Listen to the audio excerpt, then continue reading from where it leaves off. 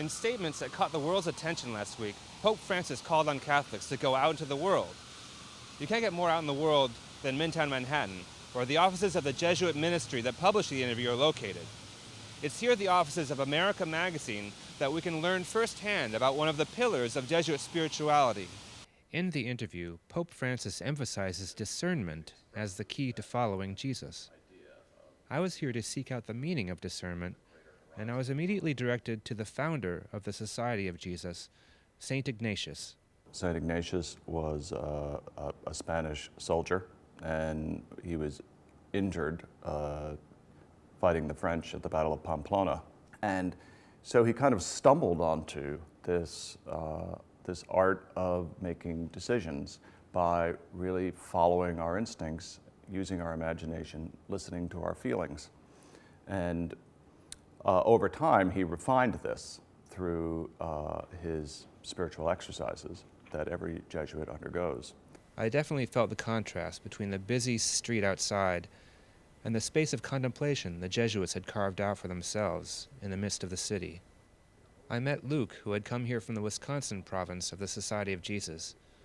I asked Luke how it felt for his order to be put in the spotlight with the first Jesuit pope, and especially in the last few days. And hearing so many people talk about the significance of the interview and what it means for them, it's important to do discernment around, like, what is the stirring within me? Because I think the good spirit within me sees this in the context of service to the church. When Ignatius describes discernment and the spiritual exercises, he always asks the person making the exercises to remember at the beginning of each prayer period to place himself in the presence of the Lord. But there are also other important elements. One is attentiveness. So Francis talked about listening, paying attention, reading the signs of the times.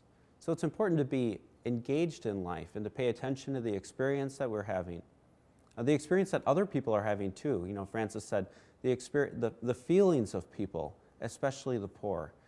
How can we incorporate that into our understanding of what the Spirit is doing and how the Spirit is working in our world? Now that I'd made my first visit to a Jesuit community, I felt I'd been invited to a new understanding, not just of the Jesuit order, but of how to make sense of my own place in a complicated world. Reporting for Currents, this is Konrad Aderer.